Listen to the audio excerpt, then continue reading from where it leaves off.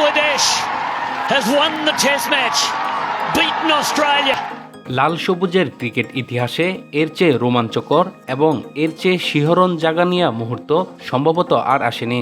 ডারউইনের 22 গজে আজ কেবল একটি টেস্ট ম্যাচের ভাগ্য নির্ধারিত হয়নি, বরং লেখা হয়েছে বাংলাদেশের ক্রিকেটের রূপকথার সবচেয়ে গৌরবজ্জ্বল অধ্যায়। টেস্ট ক্রিকেটে টানা 4 দিন বাংলাদেশের জন্য দুর্দান্ত কাটল। শক্তিশালী অস্ট্রেলিয়াকে তাদের মাটিতেই এভাবে দাপট দেখানো যে কোনো দলের জন্যই স্বপ্ন। সেই স্বপ্নকে বাস্তবে রূপ দিল বাংলাদেশ। টেস্ট র্যাঙ্কিংয়ের শীর্ষে থাকা অজিতের বিপক্ষে 9 নম্বরের দল অবিশ্বাস্য এক জয়ের দেখা পেল।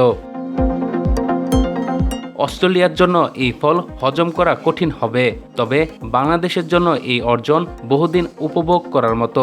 অস্ট্রেলিয়ার ডেরা থেকে টেস্ট জয় এমনিতেই অনেক কঠিন, তার উপর তাদের যা প্রস্তুতি ছিল আর প্রতিপক্ষের বোলিং আক্রমণের 4 জনের প্রত্যেকের 300-র বেশি টেস্ট উইকেট, সেখানে এমন সাফল্য পাওয়া সত্যি অসাধারণ।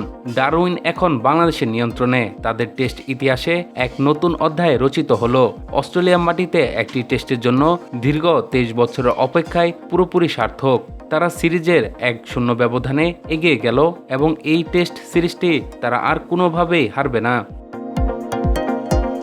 23 বছর আগে ডারউইন ও কেয়ার্নসে অসহায় আত্মসমর্পণ করেছিল বাংলাদেশ। 2 দশকেরও বেশি সময় পর দ্বিতীয়বারের মতো অস্ট্রেলিয়া সফর করল তারা। এই ম্যাচে বাংলাদেশ কতটা লড়াই করতে পারলেই যেন প্রত্যাশা পূরণ হতো, কিন্তু 13 আগস্ট প্রথম দিনেই পেসাররা যেভাবে বুলডোজার চালালেন তাতেই এক অবিস্মরণীয় জয়ের ভিত যেন তৈরি হয়ে গেল। 2 সেশনেরও বেশি সময় অপ্রত্যাশিতভাবে বাংলাদেশের বোলারদের দাপট চলল। 200 রানের আগেই অল আউট অস্ট্রেলিয়া, যেন বিশ্বাসই হচ্ছিল না।